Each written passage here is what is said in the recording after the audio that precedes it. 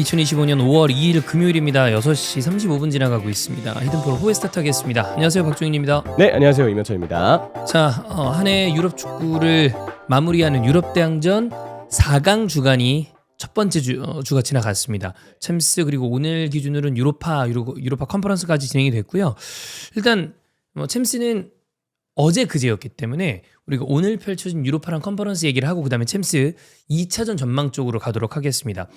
유로파 리그는 맨유랑 토트넘, 잉글랜드 두 팀이 승리를 했고 반대쪽 컨퍼런스로 가더라도 베티스가 승리한 거랑 별개로 첼시는 스코어상 굉장히 유리한 결승에 가는 유리한 고지를 점령을 했기 때문에 잉글랜드 팀들이 아주 대단한 선전을 하고 있습니다. 그렇죠. 일단은 지금 당장은 컨퍼런스, 유로파 다 잉글랜드 팀이 결승에 갈 게 매우 유력해 보이기 때문에 네. 그만큼 UEFA 대회에서 프리미어리그가 올 시즌 가장 좋은 성적을 내고 있는 이유를 또 한 번 증명하지 않았나라는 생각을 좀 합니다. 그렇습니다. 일단 우리가 이 맨유랑 그러니까 아틀레틱 맨유 경기는 입중계를 했고 스코어 차가 크게 벌어졌어요. 0대 3이기 때문에 토트넘과 보데글림트 경기를 먼저 하도록 하겠습니다. 스코어만 놓고 봤을 땐 3대 1. 사실 완승이긴 합니다만 마지막 실점 때문에 그리고 보데글림트 홈의 어떤 특이점 때문에 토트넘이 안심하기에는 조금 이른 상태긴 합니다. 그렇죠. 저는 사실 형님들이 입중계를 맨유 경기 하셔서 실시간으로 전 토트넘 경기를 위주로 좀 봤는데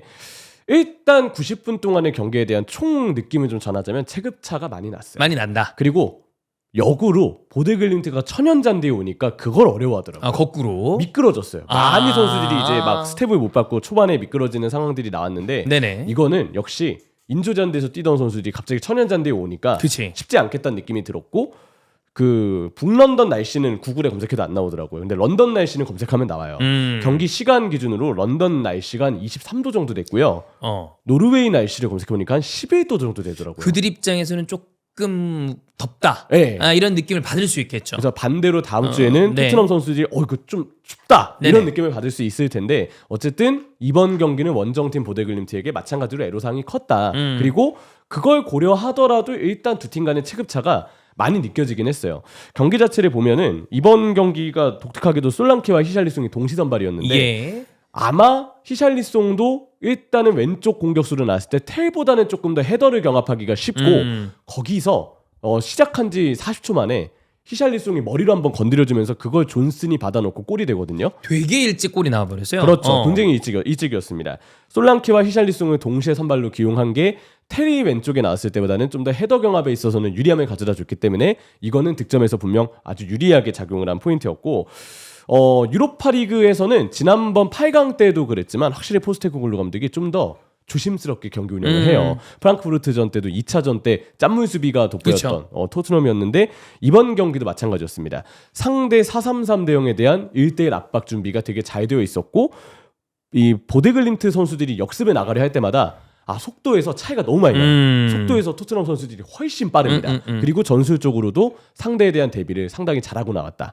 그리고 역시 느껴지는 체급차 이런 부분들이 되게 긍정적으로 느껴졌는데 잘했다고 생각되는 선수는 개인적으로는 벤탄쿠르가 좀 생각이 나고요. 중앙 미드필더로 곳곳에 위치해야 될 때 정말 적절하게 위치를 해주면서 볼 배급, 수비 쓸어 담아주는 거 다 잘해줬습니다. 메디슨도 마찬가지로 잘해줬어요. 특히 두 번째 골이 포로 롱패스의 메디슨의 침투 이후의 골이었는데 메디슨이 이날 되게 분주하게 움직였거든요. 히샬리송이 가운데로 들어올 수 있게끔 측면으로 빠지기도 하고 배우 공간을 찌르기도 하고 이런 움직임들은 메디슨과 중원의 벤탄쿠르가 또 오른쪽에서 그 롱패스를 뿌려줬던 포로까지 잘 맞아 떨어졌기 때문에 경기 내내 영향력을 가져다 줬다. 네. 그런 생각이 들었는데 딱 하나 아쉬운 점은 점유율이 밀렸어요. 제가 경기를 보는 내내 느꼈던 거는 일찍 골이 터졌고 순식간에 2대0까지 나왔거든요. 맞아요. 그러면 이제 좀 점유율을 가져가면서 보데글림트한테 볼 소유를 안 주고 안정적으로 경기를 푸는 게 중요하죠. 좀 템포를 늦춰서 그냥 계속 좀 경기 통제한다는 느낌을 줘야 되잖아요. 본인들이 완전히 주도권을 가져오는 게 중요한데. 근데 2대0이 된 상황에서 오히려 보데글림트한테 너무 쉽게 공을 내주고 천천히 가야 되는데 자꾸 빨리 가고 그게 사실 어찌 보면 우리가 항상 생각하는 포스테코글루의 토트넘이 가지는 좀 불안점이죠. 그렇죠. 리드하고 있는데 왜 저러는 거야? 이런 느낌? 그래서 그리고 히샬리송 생각이 너무 많은 나머지 결국은 뭐 왼쪽 윙에서 역습할 때 판단 못해가지고 볼 끌다가 뺏기고 좀 천천히 가야 되는데 자꾸 빠르게 가는 거예요. 점유율 좀 신경 써라 이런 얘기를 해야 되는데 그런 게 전혀 없어서 리드하고 있는 상황에서의 경기 운영은 개인적으로 생각했을 때 오게티가 좀 있다. 아쉽다. 그리고 그게 뭐 결국은 후반전에 우도기가 컵백 주면 되는데 괜히 슈팅 가져가고 마무리 상황 때 괜히 애매하게 판단을 하다가 이거 뭔가 불안한데 하다가 결국 실점을 했죠. 하나 했죠. 네. 2골 차입니다.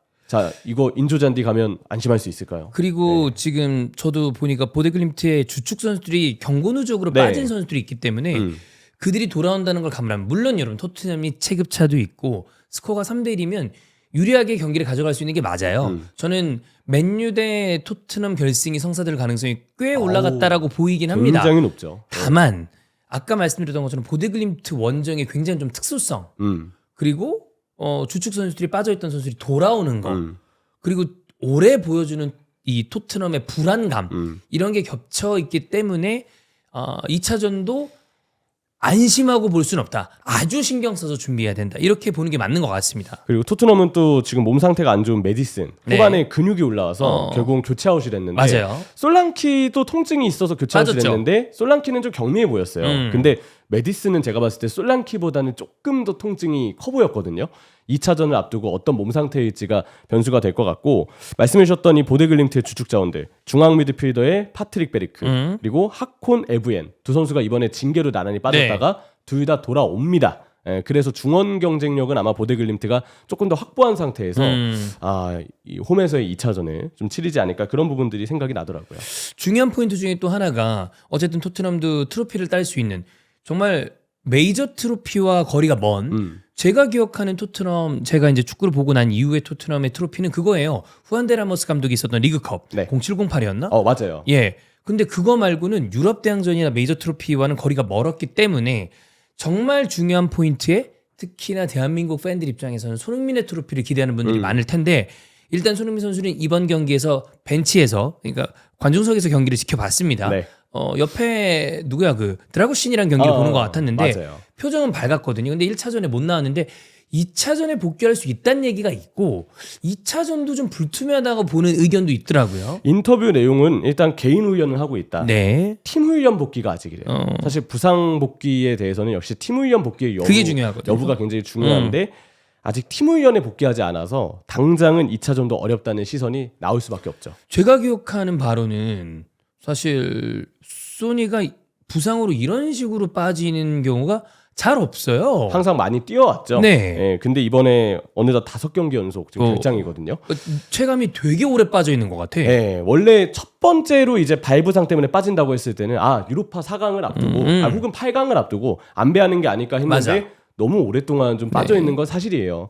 심지어는 이제 초반에 이제 발 부상 소식이 전해졌을 때 현지 팬들도 그래. 리그에 쓰지 마. 유로파에만 집중시켜. 했는데 4강 1차전까지 손흥민 선수가 못 나오니까 좀 걱정된다. 네. 아니면은 이거 좀 너무 길어지는 거 아니야? 이런 우려 반응 섞인 반응들이 좀 지금 점점 더 많이 나오고 있다라고 상황을 정리해 주긴 하더라고요. 네.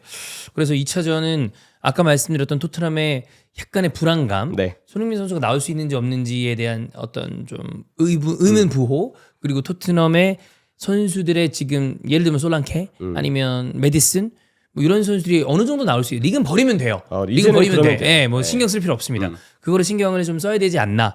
토트넘이 저는 결승에 진출할 확률이 한 7, 80%에 육박한다. 네. 단 보데글림트의 어떤 특수성은 고려해야 된다. 정도 보면 될 것 같아요. 그렇죠. 네. 오히려 이제 원정 가면 토트넘이 많이 어려워할 거기 그치. 때문에 그걸 좀 조심했으면 좋겠습니다. 자, 그리고 아틀레티코 클루브와 맨유의 경기는 와, 이게 이렇게 될 거라고 예상한 분들은 저는 많지 않았을 거라고 봅니다. 왜냐면 일단 라리가와 프리미어리그에서 두 팀 간에 그냥 숫자상의 순위가 너무 차이가 좀 크게 나고 이 아틀레틱은 4위인데 밑에랑 승점 차가 이제 한 6점 나는 걸로 기억을 해요. 네. 그러면 챔피언스리그 티켓을 무난하게 딸 수 있는 정도 수준에 있는 클럽입니다. 그리고 라리가에서 실점도 굉장히 적었고 그쵸. 일단 아주 좋은 수비 조직력과 강한 압박 그리고 니코 윌리엄스도 경기를 뛰었고 네. 이런 부분들이 이제 아틀레티코 클루브를 좀 기대하게 했는데 웬걸 0대3. 0대3 퇴장도 크게 작용을 했고 네. 오히려 회복을 못했죠 아틀레티코 그죠? 클루브가 그렇게 그래서 말할 것 같습니다. 아틀레틱은 초반 분위기에서 결국엔 득점이 나오지 않은 게 아주 아쉬울 거고 맨유는 이 카세미로 득점이 나온 다음에 아틀레틱 선수들이 흔들렸던 것 같은데 거기에 퇴장 나온 게 너무 컸습니다. 그렇죠. 이게 타임라인에 보면요 15분 사이에 다 일어났어요. 예. 15분 사이에 선제 실점, 퇴장, 그리고 2번의 추가 실점. 그러면서 이제 어떻게 보면 선수들이 일단 수적 열세에 놓인 거 플러스 0대3 스코어 여기에 어쨌든 이 VAR 기다리고 안 좋은 결과 나오니까 팀 사기도 확 떨어지잖아요. 거기서 회복이 안 된 게 아닐까. 이 15분이 되게 컸다고 생각을 하고요. 그 비비안 선수 퇴장 관련해서는 뭐 이게 맞다 아니다 여러 가지 얘기들이 있는데 저는 퇴장 맞는 것 같아요. 저도 나올 수 있다. 명백한 득점 기회를 저지했기 때문에. 다만 이런 상황이 조금 이례적이긴 해요. 예. 주원이 형이 설명했던 것처럼 크로스가 올라오는 상황에서 명백한 득점 찬스로 인정하고 레드카드를 주는 건 우리가 자주 보는 장면은 아니거든요. 그것도 맞죠. 예. 왜냐하면 잡은 다음에 컨트롤 되는 상황이 아니기 때문에 다만 이것도 완전히 통째로 봤다라고 판단하면 레드카드가 충분히 나올 수 있는 네. 상황이긴 했습니다. 위치상으로 봤을 때는 이래서 퇴장이구나 그냥 봤을 때는 이거 퇴장 나올 수 있겠는데 네. 그런 생각이 좀 들었던 것 같아요. 네.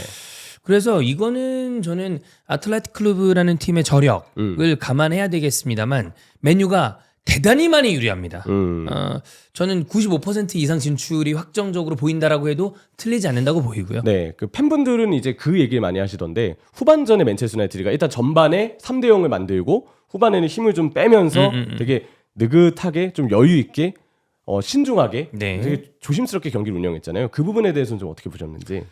저는 뭐 이제 지난해 코벤트리 FA컵 경기라거나 아니면 직전 리옹전에 순간적으로 4대2까지 벌어졌던 순간 이런 걸 생각했을 때 맨유 팬들의 아쉬움 4대0까지 벌려놨어야 되는 거 아니냐라는 얘기가 저는 이상한 얘기는 아니라고 봅니다만 아모rim 입장에서 만약에 더 골을 넣기 위해서 좀 집중적으로 하다가 혹시나 카운터를 맞았을 때 불안감은 감독이라면 가질 수 있는 경우라고 봐요. 똑같이 비교하기는 어려운데 그런 이 아스날 파리 생제르맹 경기에서 아스날 팬들이 그런 얘기를 하시는 분들이 있었어요. 뭐냐면 이거 어떻게든 동점 만들었어야 되는 거 아니야? 진첸코라도 넣어서 메리 놀렸어야 되는 거 아니야? 저는 당연히 그런 견해가 있을 거라고 보고 그런 결과가 나온다면 좋지만 저는 그러다가 추가로 실점해서 0대2가 되는 순간 저는 그냥 아스날이 탈락이 거의 확정적으로 바뀌었다고 보거든요.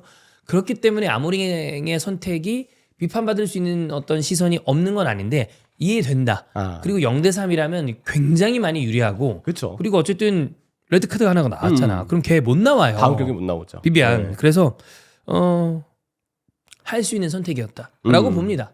그리고 그래서 아르테타도 네. 뭐 교체를 좀 늦게 가져갔잖아요. 예, 근데 그게 1차전이라서 저도 좀 맞아요. 이해가 되는 것 같아요. 그러니까 180분의 전후반이라고 생각을 한다면 이해가 불가능한 선택은 아니다. 네. 저도 맨유의 아모링은 그러면 이해할 수 있는 선택이기 때문에 잘했다고 봐요. 네. 그래서 맨유 토트넘 가능성이 꽤 높아진 상황인 건 틀림이 없습니다. 네. 퍼디난드가 그 현지에서 중계 중에 이런 얘기를 했대요. 맥과이어는 공격수로서 재계약을 해야 될 것 같다. 그거 크로스 나 미친 줄 알았네. 야, 근데 발재간도 좋고 크로스가 기절했잖아요. 아니 거기서 2번 접은 다음에 크로스가 이렇게 될 거라고 생각 못했어요. 예. 그리고 이제 아무래도 브루노 페르난데스가 주장으로서 이번에도 아주 맹활약을 해줬고 골도 넣어줬고 뭐 심지어 일단 멀티골이기도 했고요.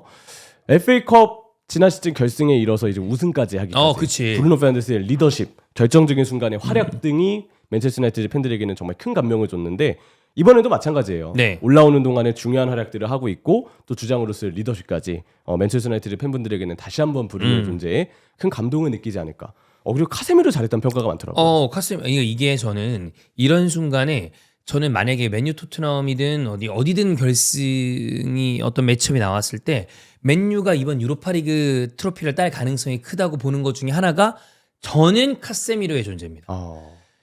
카세미로는 맨유에 와서 실망스러운 모습을 많이 보였습니다. 그리고 이제 확연하게 많이 능력이 떨어졌어요. 근데 이런 트로피를 하나 앞에 두고 있는 단판에서 카세미로 같이 어마어마한 트로피를 따왔던 이 선수의 존재 유무는 전 라커룸에서 다른 어린 선수들에게 엄청난 동기부여를 준다고 봐요. 카세미로를 믿으면 된다. 이런 생각을 줄 수 있는 선수고 그렇기 때문에 출전 여부와 별개로 맨유가 최근에 안 좋은 시즌들을 거듭했음에도 불구하고 도메스틱 컵들을 따온 게 이런 선수들이 있는 거랑 없는 거랑 차이가 있어요. 전 그래서 카세미로가 좋은 영향을 끼치고 있을 거라고 봅니다.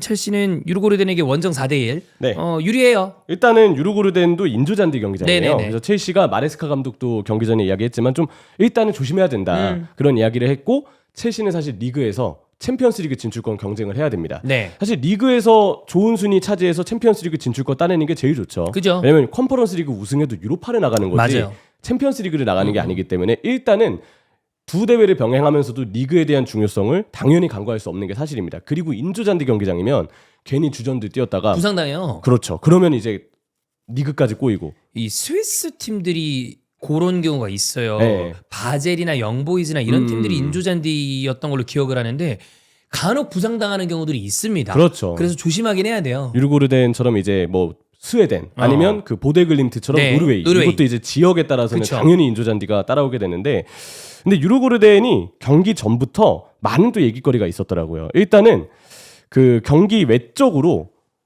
라르스 에리크 쇠베리르 회장이 SNS에서 외국인 혐오성 게시물을 올린 게 좀 논란이 돼서 갑작스럽게 사임을 하는 사건이 좀 발생을 했다고 합니다. 팀이 좀 정신이 없었네. 네, 그런 문제도 있었고 여기에 더해서 유럽 대항전 선수 등록 규정 문제로 인해서 스쿼드 운영에 좀 어려움이 있었는데 뭐 부상도 있었고 등등의 이유 때문에 1군 소속 필드 플레이어 단 14명의 네. 뉴스 선수 몇 명만으로 첼시를 상대해야 되는 상황이었어요. 어허. 근데 첼시는 여기에 더해서 이제 그러니까 어려운 상황에 유르고르덴이 놓였고 네. 첼시의 경우는 사실 핵심 선수들을 대거 뺐습니다. 8명의 선발 라인업 변화를 가져갔는데 그럼에도 불구하고 뭐 니스 제임스의 미드필더 출전, 쿠쿠렐라의 안쪽으로 좁혀 들어오는 전술적인 움직임, 그리고 당연히 느껴지는 체급차 이런 부분들을 더해서 원정이었음에도 4대1의 안정적인 대승을 좀 거뒀고요. 그로 인해서 뭐 첼시는 자신감을 가졌고 유르고르덴은 경기 전부터도 사실 구단 관련된 여러 가지 이제 그러게요. 이야기가 있었는데 인조잔디의 이점을 살리지 못하고 결국 대패. 아마 첼시의 이 결승행이 상당히 이렇게지지 않았나라는 생각을 좀 합니다. 네, 첼시는 뭐 이따가 저희가 그 중도에 있었던 PL 경기 얘기를 하면서 챔피언스리그 티켓 관련된 건 체크를 드리겠지만 네. 이래저래 지금 호재입니다. 그렇죠. 자, 그다음에 나머지 한 경기가 이 베티스랑 피오렌티나입니다. 피오렌티나가 최근에 컨퍼런스 리그에서 계속 좀 미끄러졌어요. 왜냐하면 결승 무대 트로피 직전까지 가고 그 근처까지 갔었는데 아쉬운 경기가 거듭되면서 트로피를 못 땄는데 베티스와 피오렌티나 경기는 일단 베티스가 2대1로 승리를 했고 안토니가 득점을 했습니다. 네. 근데 이게 이러면 사실 몰라요. 베티스가 유리하긴 한데 2대1이면 언제든 뒤집어질 수 있는 스코어입니다. 여전히 유효하다고 봐야죠. 네. 2차전을 여전히 궁금해할 부분은 역시 베티스와 피오렌티나의 결과일 것 같고 그쵸. 첼시의 경우는 역시 홈에서는 일단 리그에 최대한 집중하는 무드를 가져가면서 결승을 준비하는 게 지금 맞지 않나라는 생각이 좀 드네요. 물론 베티스가 리가에서 좋은 경기를 보여주고 있고 피오렌티나가 최근에 유럽 대항전에서 나름 괜찮은 모습을 보여왔던 시즌을 생각을 하면 결승전 매치업이 어떻게 된다 하더라도 결과를 섣불리 예상하기는 어려우나 전체 클럽들의 크기나 이런 걸로 봤을 때는 첼시의 컨퍼런스 우승 확률이 꽤 있어 보이죠. 당장은 그렇죠. 예. 해외에서도 그렇게 예상을 하고 있고 일단 컨퍼런스 리그에 지금까지 첼시가 리그와는 다르게 굉장히 압도적인 모습에 기복이 없는 모습을 쭉 이어오고 있어요. 물론 확정된 상황에서 8강 홈에서 뭐 진 거. 패배를 했다든지 이런 오게티는 있지만 진출하는 데 있어서까지는 네. 크게 뭐 어려움을 주진 않았었죠. 네. 그렇기 때문에 유로파 리그와 컨퍼런스에서 프리미어리그 팀들은 결승에 모두 다 진출할 가능성이 아주 커져 있는 상태. 네. 단 토트넘의 불안점은 분명 있다 정도 네. 생각하면 될 것 같습니다. 자, 첼시 얘기가 나왔으니까 이 얘기를 떨고 가죠.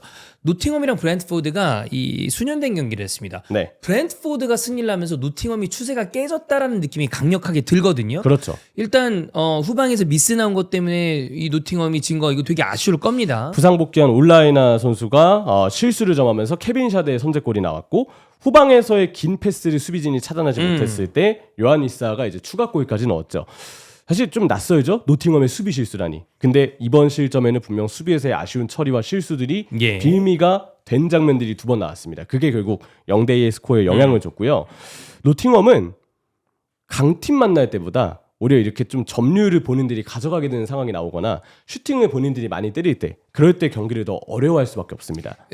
원래 이들이 구사하는 축구의 스타일이 그렇죠. 선수비 후역수비이기 때문에 예. 이번 경기 점유율이 55%를 앞섰고요. 전체 슈팅 수 15개, 유효 슈팅 6개. 이러면 안 돼. 그래서 무득점이에요. 점유율도 내주고. 네. 그러니까 어찌 보면 능동적인 축구를 하기보다는 수동적으로 상대방의 어떤 그 주도하는 축구를 보면서 본인들이 카운터를 먹일 수 있을 때 좋은 팀인 거예요. 그렇죠. 그래서 지금 후반기가 페이스가 확 떨어졌어요. 최근 4경기 3패고요. 너무 안 좋죠. 예, 여기에 이제 노팅엄 팬들이 가장 이 결과를 불쾌해하는 이유는 홈에서만큼은 노팅엄이 강한 모습을 이어와야 되는데 홈에서 졌어요. 그래서 지금 마지막 일정 특히 최종전은 홈에서의 첼시전이거든요. 네. 그런데 지금 홈에서의 뭔가 자신감이 깨지는 결과가 나와서 팬들은 상당히 그 부분에 대해서도 염려를 좀 하고 있습니다.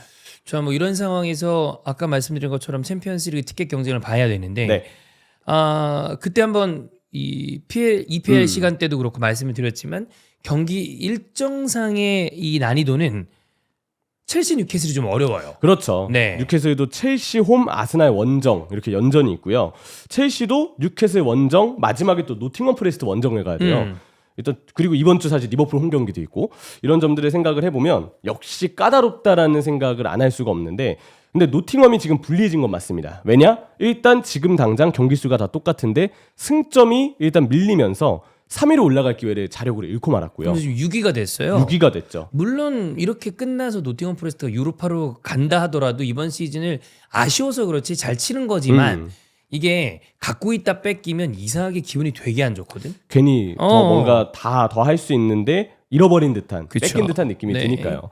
골득실이 지금 제일 불리합니다. 제가 볼 때 이게 제일 아쉬워요. 그쵸. 그래서 승점 동률이 되더라도 환경상 어려운 부분이 많다. 그리고 노팅엄이 대진으로 보면 크리스탈 팰리스, 레스터시티, 웨스트햄, 첼시인데 마지막 첼시전 제외하면은 팰리스전도 사실 생각보다 좀 어려운 일정이에요. 그쵸. 팰리스 최근에 기세가 워낙에 좋고 레스터랑 웨스트햄 이거는 노팅엄이 당연히 순위권이 더 높은데 그래서 걱정입니다. 오히려 그래서 상성상 노팅엄이 그래. 이기는 게 힘들어질 수도 있어요. 그런 변수들 그리고 요즘 후반기 때 떨어진 페이스들을 생각했을 때 노팅엄이 지금 일단은 위치상 어려운 상황에 놓여 있는 것은 맞다고 봐야 될 것 같습니다. 자, 그래서 어쨌든 첼시는 유로파리그에서 선전 중이고 네. 노팅엄이 미끄러지는 바람에 만약에 챔피언스리그 티켓을 리그에서 따고 유로파까지 우승한다고 그러면 그림이 뭐 아주 만족스러운 상황이 되는 거죠. 그렇죠. 네. 일단은 첼시 입장에서도 동시간대에 펼쳐진 노팅엄의 경기 결과는 호재다. 네, 그렇게 정리할 수 있겠습니다. 네. 자, 요 정도 보면 될 것 같고 챔피언스리그 얘기를 좀 해보겠습니다. 경기 내용과 관련된 거는 이미 저희가 후토크에서도 다뤘고 네. 그래서 아무래도 경기 관련된 이슈와 2차전 전망 위주로 얘기를 하면 될 것 같은데 아스널과 파리 생제르맹은 파리 생제르맹이 1등으로 원정승을 걷어갔기 때문에 파리 생제르맹 결승이 굉장히 좀 유리합니다. 그렇죠. 단 한 골이기 때문에 아스널에게도 기회가 없는 건 아니다 정도로 마무리하면 될 것 같아요. 그리고 전반 중반부터 후반 내용은 아스날이 좀 지배를 했죠. 네. 오히려 아스날의 상대에게 강한 압박으로 파리의 빌드업을 방해하기도 했고 공격 시도도 많았고 돈나룸마의 캐리가 아니었다면 사실 경기가 어떻게 됐을지 몰랐다는 생각이 또 들거든요. 아스날 입장에서의 2차전 전망을 해보자면 1차전 시작할 때 너무 좀 무모하게 압박을 한 느낌이 제가 볼 때 좀 있었어요. 압박을 하다가 얼었어 또. 그런 것 같아요. 네, 왜냐면 그게 풀려 나오는 순간 네. 첫 번째 득점 때 누누멘데스 패스로 쫙 갈라지면서 그게 한번 열리고 그리고 덴벨레 내려올 때 대비가 안 됐고. 네, 네. 그래서 그런 부분의 미스 저는 어제 영종찬 형이랑 그 감자탕집에서 얘기하면서 얘기했던 게 감독 4명이 있습니다. 챔피언스리그 지금 4강에 올라간. 네. 2명은 트래블 감독입니다. 플릭과 엔리케. 그렇죠. 네. 그리고 난 다음에 나머지 또 이 심재기 감독은 이미 결승을 한번 맛봤고 토너먼트에서 좋은 성적을 냈던 감독이에요. 그거에 비하면 아르테타의 경험이 가장 좀 약합니다. 그러다 보니까 상기돼 있는 조금은 긴장돼 있는 느낌이 선수단 전원에게도 좀 느껴졌는데 그러다가 실점하면서 좀 말리다가 아까 얘기한 대로 압박 라인을 조금 조정하고 그러면서 다시 경기가 정상적으로 돌아왔거든요. 그렇죠. 그러니까 이게 파리가 3-2 형태의 빌드업을 그냥 한다고 네. 간단하게 정리했을 때 초반에 아스날은 센터백 3명한테까지 압박을 하려고 했어요. 맞아요. 투톱의 웨데고르랑 최전방에 트로사를 여기에 사카까지 누누멘데스 쫓으려고 위로 쭉 올라갔다가 가운데 공간이 비는 상황들이 나왔는데 전반전 중반부터 압박을 하프라인에서부터 시작을 하더라고요. 투톱이 센터백에게 안 붙고 중앙 미드필더의 뭐 네베스나 비티냐 이쪽으로 좀 더 압박을 걸기 시작하면서 오히려 상대의 중앙 미드필더 3-2의 2를 아스날의 압박 라인을 좀 갇히게끔 그렇게 유도를 하면서부터 경기가 조금 더 아스날에게 풀리기 시작했습니다. 네. 2차전에 중요한 건 역시 그 압박 높이를 어떻게 가져가느냐. 제가 볼 때는 너무 무모한 압박보다는 특히 파리 원정이기 때문에 네. 조금 더 하프라인 쪽에서의 신중한 압박 3-2를 기준으로 했을 때 그 2의 위치에 있는 선수들 이 위치에 있는 선수들이 번갈아 가면서 내려오긴 해요. 맞아요. 근데 그 선수들이 누가 됐든 아스날의 2-4 그 라인 사이에 가둬놓는 운영이 좀 필요할 것이다. 이게 조금 아스날 입장에서는 쉽지 않은 선택이 될 수 있는 게 그렇게 하는 게 맞는데 빨리 골을 넣어야 된다라는 네. 생각 때문에 굉장히 또 강한 압박을 할 가능성이 있습니다. 그 있죠. 중간에 잘 찾아야 돼요. 맞아요. 네, 그게 이제 아르테타와 선수들의 몫이 네. 되고 있고 또 하나는 역시 세트피스의 한방 여부. 네. 이번에 물론 오프사이드로 취소가 되긴 했지만 메리노. 메리노의 그 헤더 그리고 참 독특해요. 그 오프사이드 라인에 일부러 선수들 대여섯 명이 들어가서 그러다가 슥 들어오잖아요. 쓱 들어오죠. 먼 쪽에 그냥 대기하고 있다가 이런 예측 불허 세트피스 해법 이거를 좀 찾았으면 좋겠다는 생각. 파티가 복귀합니다. 그게 아무래도 아스날 입장에서 제일 기대할 만한 부분입니다. 파티가 복귀하면 역시 라이스의 그 돌발적인 돌파라든지 8번 롤 예, 위로 올리고 그런 부분들이 훨씬 더 좋을 뿐더러 메리노의 또 최전방 기용도 메리노의 전방 기용도 중요하지만 트로사르가 나오지 않는다는 거. 예.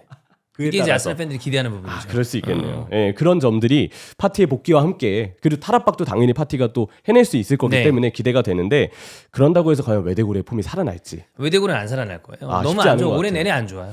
올 시즌 이번 경기 봐도 그 공미 오른쪽 중미 수비할 땐 사사이의 투톱 그냥 계속 오른쪽에 갇혀서 경기에서 안 보이더라고요. 이런 거는 그냥 외대고래가 잘 안 풀린다 올 시즌은 그런 생각이 좀 들었고 홈 1차전 패배 후에 결승에 진출한 팀이 단 두 팀뿐이라고 합니다. 여기가 어느 팀인데 지금 당장 생각은 안 네네. 나는데 그 이런 그때 누구였더라? 어쨌든 근데 이런 기록은 저는 개인적으로는 생각할 필요가 없다라고 좀 봅니다. 왜냐하면 그럼요. 예. 예, 기록이라는 게 이전까지 생각하면 아스날이 파리 상대 무패였어요. 음. 근데 이런 경우가 생기잖아. 그렇죠. 그래서 저는 이런 기록은 굳이 생각할 이유는 없다. 아스날 입장에선 음흠. 오히려 파리 생제르맹 입장에서 그거를 생각을 하면서 유리하게 경기를 이끌어가는 건 필요하겠죠. 네.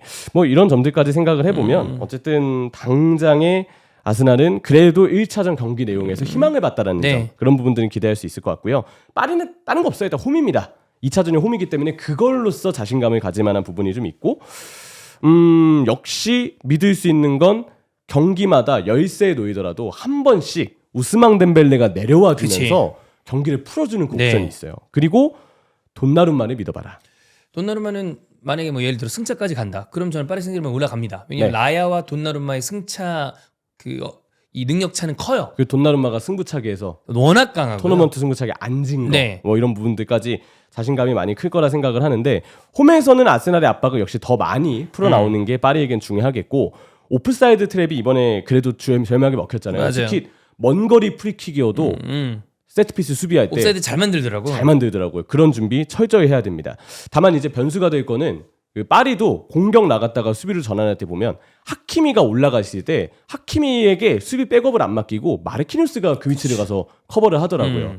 그러면 자연스럽게 수비 형태가 사실상 백스리 형태에서 넓게 벌어지면서 맞게 되는 상황들이 강제될 때가 있는데 그럴 때 마르키뉴스와 파초 사이의 그 공간 아무리 미드필더들이 기동력이 좋다고 해도 순간순간 아스날이 그쪽에 집요하게 파고들면 조금 불안할 수 있거든요. 그 부분이 이제 파리에게 문제가 되지 않을지 그게 조금 변수가 될 수 있겠다는 생각이 들고 또 하나는 2차전의 점유 시간을 얼마나 가져갈 것이냐. 결국 파리 입장에서는 리드하고 끝났잖아요. 그렇죠. 이거를 점유하면서 통제한다는 생각을 할지 아니면 그래도 그냥 원래대로의 리듬대로 파리 역시 맞불을 놓으면서 압박을 가져가는 리듬으로 가져갈지 이런 부분에 대한 엔리케 감독의 선택이 좀 궁금하고요.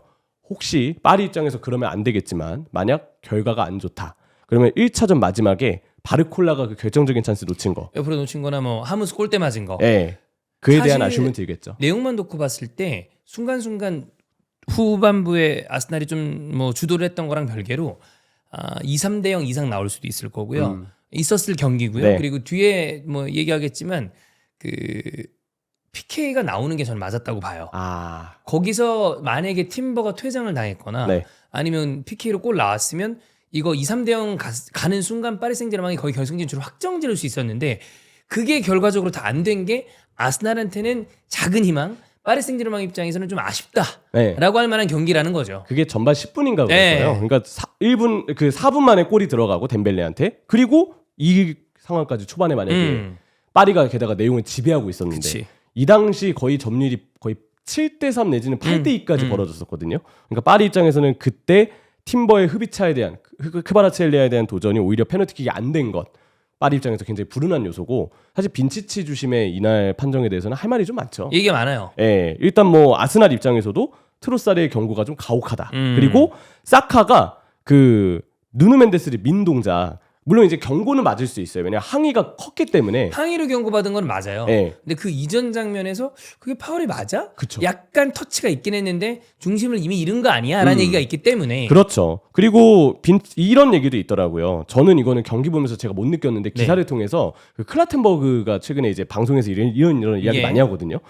빈치치의 동작이 전반에 좀 상대를 헷갈리게 했다. 어. 그러니까 메리노가 박스 안에서 슈팅을 하려다가 네베스한테 넘어진 장면이 있잖아요. 네. 이거 반칙이 아닌 거는 맞아요. 아. 맞는데 마치 페널티킥을 선언하려는 것처럼 동작을 취해서 일순간 현장에 있는 아스날 선수들한테 혼란을 좀 준 부분이 있다. 빈치치의 초기 손동작은 클라텐버그가 봤을 때는 문제가 좀 있다라는 얘기를 하더라고요. 이거는 진짜 심판이기 때문에 또 그런 디테일을 봤던 거라 네. 생각을 하는데 이런 동작들도 빈치치가 좀 어수선함이 있었다라는 이야기가 있고 일관성이 제가 봐도 부족했어요. 그래. 초반에는 좀 무작위적으로 파울을 감지했는데 초반에 카드도 막 엄격하게 줬잖아요. 근데 오히려 초반에 경고를 받은 장면보다도 더 심한 반칙들이 이후에 나왔는데 근데 또 안 불어서 그거는. 카드 없이 또 넘어갔어요. 네. 그런 것들이 이 빈치치 주심에 문제가 좀 됐고 또 나왔던 현지에서의 어떤 비판은 전반 추가 시간이 왜 1분뿐이냐 이에 대한 이야기가 잠깐 좀 있었고 VAR 판독이 느린 것도 얘기가 좀 나오더라고요. 물론 뭐 반자동 옵사이드를 쓴다고 해도 여러 선수가 겹칠 때는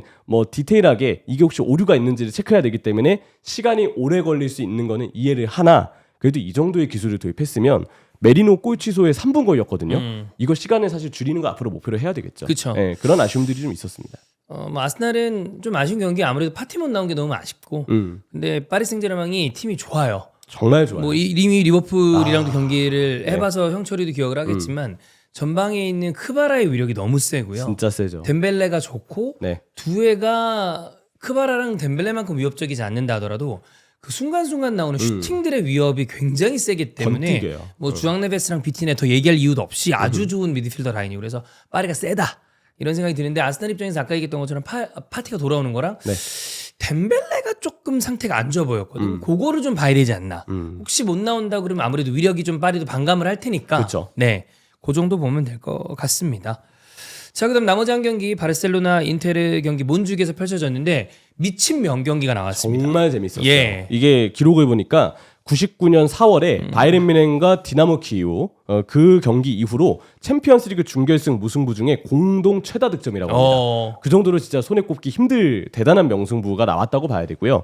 마르쿠스 티람의 골이 챔피언스리그 준결승 역사상 최단 시간 골이래요. 뭐 거의 시작하자마자 들어갔다고 해도 과언이 아니고 네. 그래서 다들 뭐 찬우 형 놀래고 근데 영종 눈치 보느라 좋아하진 못하고 영종 빡쳐갖고 화내고 저는 그 반반 유니폼 입고 아주 재밌는 그림이 나왔습니다. 그렇죠. 네. 네.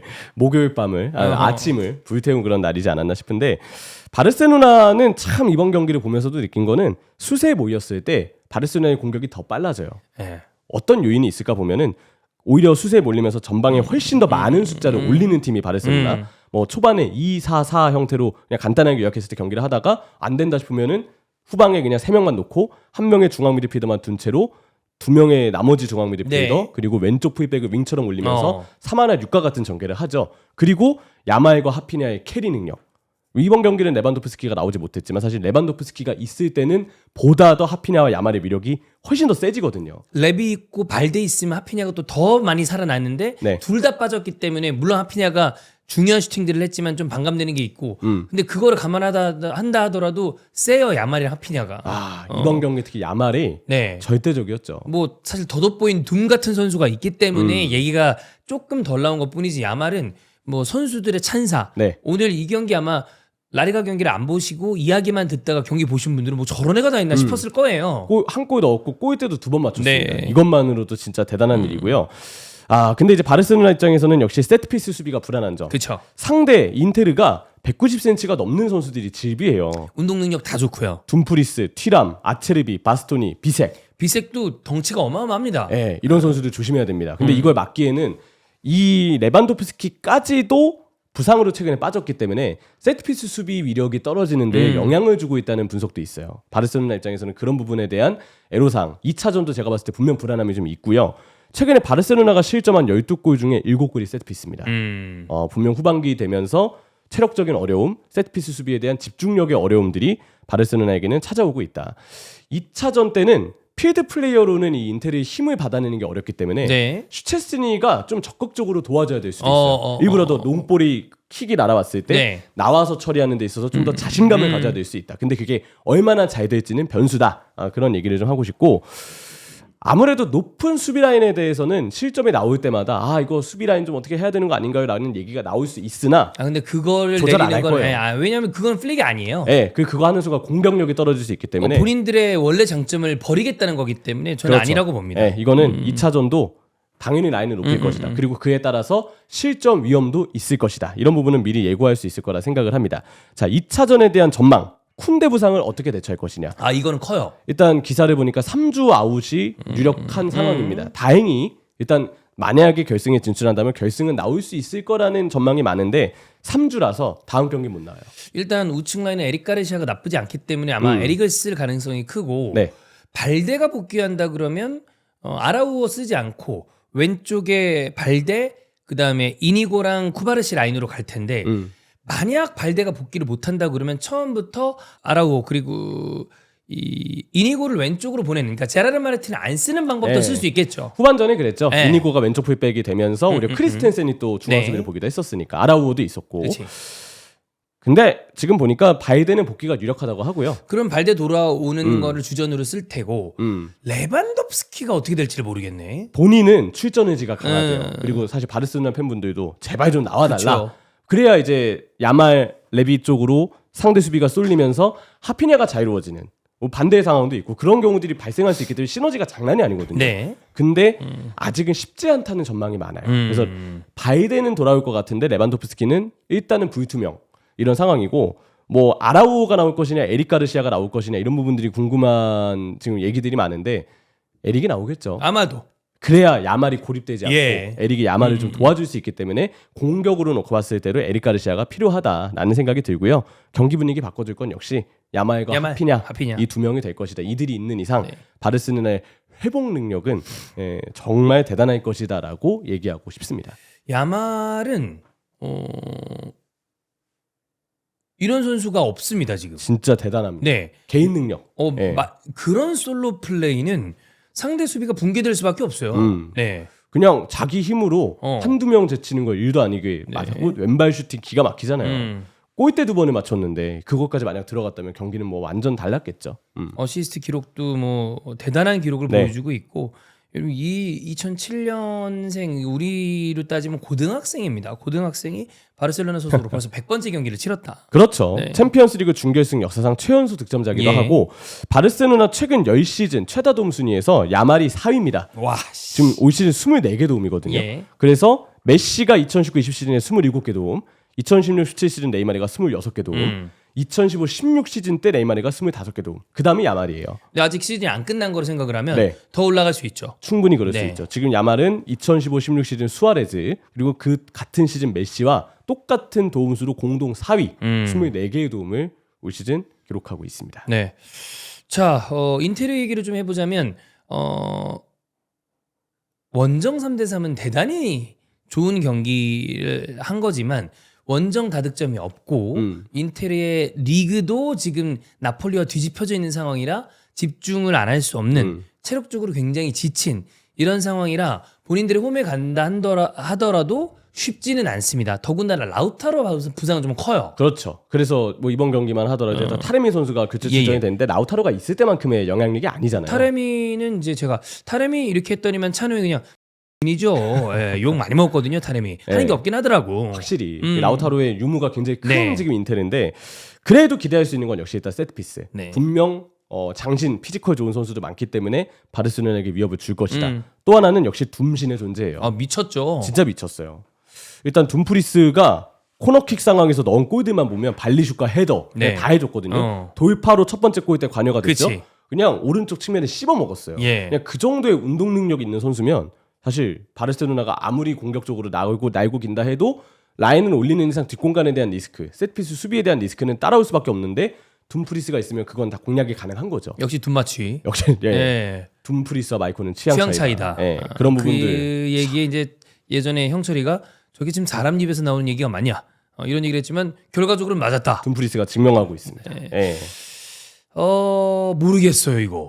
사실 모르겠어요. 저는 바르셀로나가 조금 더 유리하지 않나라고 생각은 드는데 전 인테리어가 이렇게 골을 많이 넣을 거라고 생각을 못 했거든요. 이렇게 되면 5대5 싸움이에요. 네, 그냥 5대5야. 진짜 모르는 거고 뒷공간 공략에 대해서는 또 티람이 타레미가 파트너로 나와서 타레미가 안 보이는 상황에서 마저도 티람 후반에 와 속도 내면서 마지막까지 재간 부리는 거 보면 일단 티람을 기대해 봐야 될 것 같아요. 라우타로가 빠지는 거는 아쉬우나 일단 티람, 둠프리스 혹시 오른쪽 스토퍼로 또 비색이 나온다면 비색도 후반전에 전진 잘했거든요. 네. 그쪽을 좀 기대해 보는 게 괜찮지 않을까 싶고 마지막 오프사이드 골 취소 관련해서 판정은 맞아요. 아하. 맞는데 과연 이 정도 차이를 잡아내는 게 오프사이드 규정의 원래 취지에 맞냐라는 이야기가 지금 좀 나오긴 하더라고요. 저는 최근에도 얘기했고 그다음에 어제 경기에도 얘기한 게 이게 동일의 선상이라는 개념이 이제 없어진 거예요. 완전 그러면. 없어진 거죠. 동일의 선상 없어요. 네. 없는 건데 이게 짜릿한 맛이 있는지 모르겠지만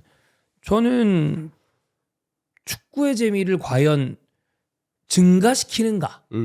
오프사이드라는 룰을 만든 취지에 맞는가라고 본다면 좀 아니라고 보거든요. 그쵸. 네. 왜냐하면 아마 미케타리안이 인터뷰했을 거예요. 축구와 사이즈가 하나 작았으면 골이었을 것 같다고. 네. 농담 그 정도로 섞인 얘기를 했어요. 이만큼이었어. 진짜 차이가 적었으니까. 근데 그건 있습니다. 바르셀로나도 분명 비슷한 이유로 골 취소된 게 있었고 네. 그게 규정이 지금 동일하게 적용이 돼야 되는 게 맞기 때문에 이것도 규정상 당연히 오프사이드가 맞아요. 맞긴 해요. 근데 만약 이런 것들까지 앞으로 그냥 동일선상 개념으로 좀 넉넉하게 잡아주는 뭔가 규정상 변화가 있다면 골이 좀 더 많이 터져서 우리 경기 자체가 좀 재밌지 않을까에 대한 취향에 따른 생각도 해볼 수 있지 않을까. 제가 또 벵거를 좋아하지 않습니까? 네. 벵거는 예전부터 옵사이드 룰 완화에 대한 이야기를 네. 하고 있습니다. 그거는 뭐냐면 앞서 있어 공격수가 겹치기만 해도 온사이드인 거야. 그렇죠. 네, 전 이거 생각해볼 만한 물론 도입 안 될 거예요. 왜냐하면 축구라는 스포츠 자체가 굉장히 보수적이고 수억 명이 하는 전 세계에서 가장 많은 사람들이 하는 스포츠다 보니까 룰 변경에 어려움을 겪는 거 알겠지만 전 이거 변경 필요하다고 봐요. 네. 이게 골 수를 줄어들게 만들고 결정적인 순간에 재미를 조금 반감시키는 경향들이 없지 않아 있다고 봐요. 과연 이런 이야기들이 계속해서 뭔가 그런 규정 변화의 필요성을 대두시켜주는 것 같은데 지금 이게 꽤 많이 얘기가 나와서 네.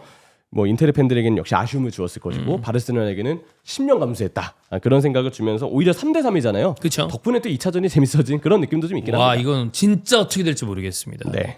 인테르가 올라가도 바르셀로나가 올라가도 어느 팀이 올라가도 전혀 이상하지 않다. 이렇게 보면 될 것 같습니다. 자, 그러면 이렇게 유럽 대항전 얘기는 이 정도로 마무리를 하고 ACL 가와사키가 결승을 갔어요. 네. 이것 때문에 사실 참 재밌는 게 가와사키를 이미 광주가 잡은 적이 있었습니다. 그렇죠. 근데 광주는 아릴라라에게 좀 광주의 이 업적은 대단하지만 7대 0으로 진 거에 대해서 잘했다라고 얘기하기는 좀 많은 스코어 차이긴 해요. 그래서 결과상으로는 사실 전술상 뭔가 아릴라를 대비한다기보다는 우리의 축구를 그냥 하고자 내 거 하자. 네, 광주 축구를 하고자 했던 이정우 감독의 선택이 결과적으로는 좀 아쉽다는 네. 얘기들이 나오긴 했었죠. 이해도 가는데 아쉬운 부분이 있는 것도 사실이고. 근데 어쨌든 J리그 팀이 저 중동판의 결승을 갔다라는 부분에 대해서는 좀 저는 여러 가지 시사하는 바가 있다고 봅니다. 그렇죠. 가와사키는 오히려 아이나스르를 만났을 때 뭔가 평소에 축구를 한다기보다는 좀 실리적으로 운영을 맞춤을. 했었고 그 맞춤 전술이 통하면서 이긴 거죠. 네, 그 덕에 이제 승리를 거두고 지금 아라을리와 함께 결승에 올라 있는데 일단은 너무 대단한 네. 승리고요. 말씀해 주신 것처럼 이거는 당연히 서아시아판이 되겠지라는 생각을 했는데 여전히 동아시아 팀의 저력이 있다는 걸 보여준. 그래서 참 다양한 생각을 하게 만드는 네. 것 같아요. 네. 그래서 지속적으로 K리그가 이 ACL 모드에서 어느 정도 경쟁력을 가지고 있는가라는 이야기가 나오고 있는 가운데 가와사키도 결승을 갔다라고 한다면 우리도 저는 계속해서 글로벌 스탠다드에 대한 생각, 외국인 제한에 대한 생각, 네. 그리고 어떤 식으로 서아시아 팀들을 대할 것인가 이런 고민을 다양하게 할 필요가 있습니다. 그렇죠. 네. 그리고 당연히 춘추제, 추춘제 얘기도 나올 것이고 왜냐면 아챔이 지금 추춘제로 하고 그쵸. 있기 때문에 저는 그게 글로벌 스탠다드라고 봐요. 네. 이거에 대해서 우리도 빨리 생각해야 됩니다. 네. 자, 그러면 요거 이외 이슈를 본다면 안첼로티랑 호드리고 그리고 리디거 다 어떻게 레알 마드리드 관련된 이야기인데 네. 일단 호드리고 이적설이 떠 있습니다. 이렇게 된 이유가 저희가 주중에 그 다이어 모나코 네. 가는 거랑 비르츠 맞아요. 게일라비 이런 이야기들을 미리 다뤘기 때문에 네. 아마 이후의 이슈들이 레알 쪽으로 좀 기울어서 그런 것 같습니다. 첫 번째가 안첼로티 감독인데 브라질행이 지금 무산으로 가닥이 좀 잡히고 있다고 해요. 상황을 좀 보면 계약 체결하고 지금 브라질 대표팀이 아르헨티나에게 대패당한 이후에 도리베 감독을 그냥 잘라버렸거든요. 날렸어요. 월드컵이 1년 남아 있는데 6월부터 지금 지휘할 감독이 없는 네. 상황입니다. 그래서 일단 안첼로티를 빠르게 모셔와서 6월 6일에 에콰도르전부터 브라질 감독을 좀 맡아주기를, 지휘해주기를 지금 브라질 축구협회는 바랬다고 하는데, 근데 안첼로티가 브라질 축구협회 측에 나 6월에 합류 불가능하다, 8월부터 지휘 가능이다 라고 밝히면서 브라질 축구협회의 계획에 난감하죠. 난감한 상황이 됐다고 합니다. 지금 그래서 조르제 제주스 감독이 다시 이어지고 있어요. 왜냐면 아릴랄이 아침에서 떨어졌기 때문에 네. 이 정도면은 좀 다시 조르제 제주스, 안첼로티 어려워졌으니까 제주스를 모셔야 되는 거 아니냐. 근데 제주스는 또 아릴랄 시절에 네이마르랑 또 싸웠대요.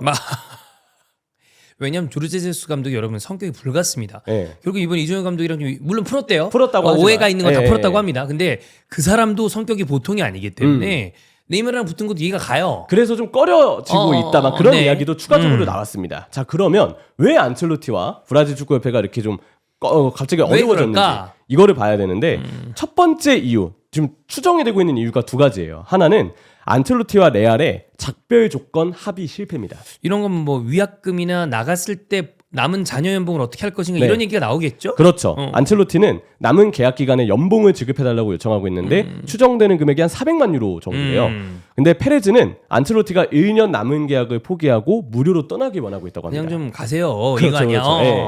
그래서 안첼로티가 레알을 떠날 것 자체는 지금 굉장히 유력해 보이는데 양측 모두 아직 작별 조건을 확정하지 못했고, 이게 길어지면 클럽 월드컵을 안첼로티가 지휘할 가능성도 있는 거예요. 그러면 이제 아까 얘기한 것처럼 브라질 대표팀 합류해서 경기를 못 치르는 거죠. 그렇죠. 6월부터 지휘를 못하기 때문에 브라질 축구협회는 지금 월드컵 급한데 그렇지. 뭐 하시는 거예요 하다가 이제 안 되겠다, 다른 감독 찾읍시다 할 수도 있는 거고요. 네. 두 번째 추측되는 이유는 안첼로티가 브라질 생활에 대한 어떤 적응 문제와 브라질 축구협회의 불안정성을 이유로 거절을 한 거 아니냐, 혹은 안첼로티 감독이 사우디 리그의 한 상위권 팀한테 오퍼를 받았다라는 이야기가 있어요. 지금 그 연봉이 세후 5천만 유로라고 합니다. 사우디 측에서 내걸은 조건이요. 자, 이거 뭐 저희가 계속 최근에 환율 때문에 네. 한화로 바꿔서 얘기하는 게 좀 의미가 없다라고 생각을 한다라고 말씀을 드렸는데,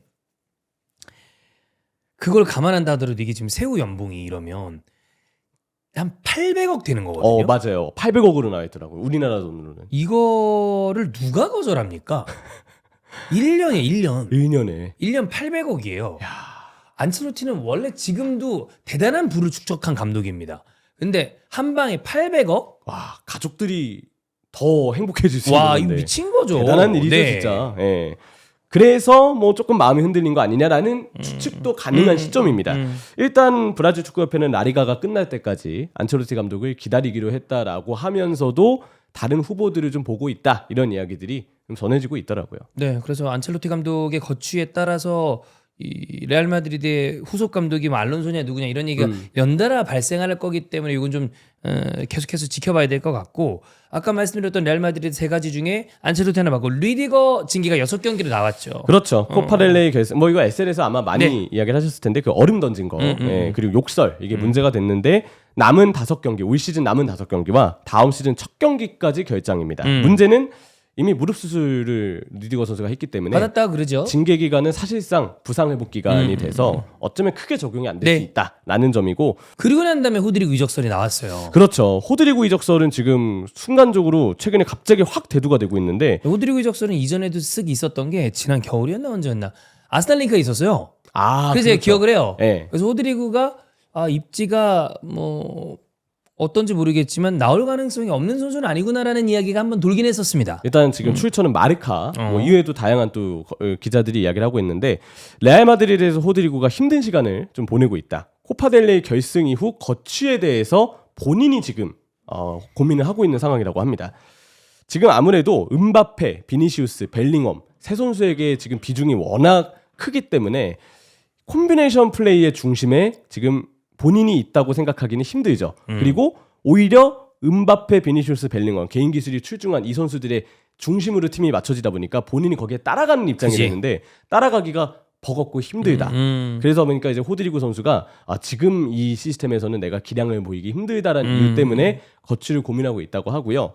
그런 이야기가 있어요. 알론소 감독이 호드리구를 원한다라고 코멘트하지 않는 이상 본인은 나가려고 한다. 아하. 네, 그런 얘기까지 나오고 있습니다. 그렇게 되면 포워드가 필요한 상위권 팀들이 굉장히 관심을 많이 가질 가능성이 큰데. 호드리그는 웬만한 팀이 다 노리지 않을까요? 왜냐면 괜찮기 때문에 꽤 좋은 선수예요. 나이도 아직 어리고. 어떤 조건으로 나올 것이냐, 또 사려는 팀의 재정적인 그 상황이 어떠냐에 따라서 근데 호드리그는 그냥 웬만하면 다 노릴 것 같습니다. 진짜. 뭐 좌윙포 필요한 팀은 네. 아스날. 최고죠. 네. 마르티넬리와 호드리그를 비교해 개인적으로 니코보다 호드리그가 낫습니다. 네. 니코는 죽음 너무 비싸고 탈장 이슈 생기고. 호드리그는 사실 뭐 리버풀만 봐도 최고죠. 어. 네, 그냥 누가 봐도 최고입니다. 네. 호드리그는. 그래서 아마 많은 팀들이 좀 관심을 갖지 않을까. 나온다는 게 좀 얘기가 더 짙어지면 네. 그 정도 보면 될 것 같습니다. 네. 자, 이렇게 한 주에 있었던 이번 주도 유럽 대항전 주간이었기 때문에 체크를 드렸고 다음 주에 후에는 이제 결승대진들이 다 확정이 돼요. 그렇죠. 네. 그 얘기들 하게 되지 않을까 네. 싶습니다. 자, 그러면 오늘 히프토인에 이어서 마무리를 하고 다음 히든볼로 돌아오도록 하겠습니다. 고맙습니다. 감사합니다.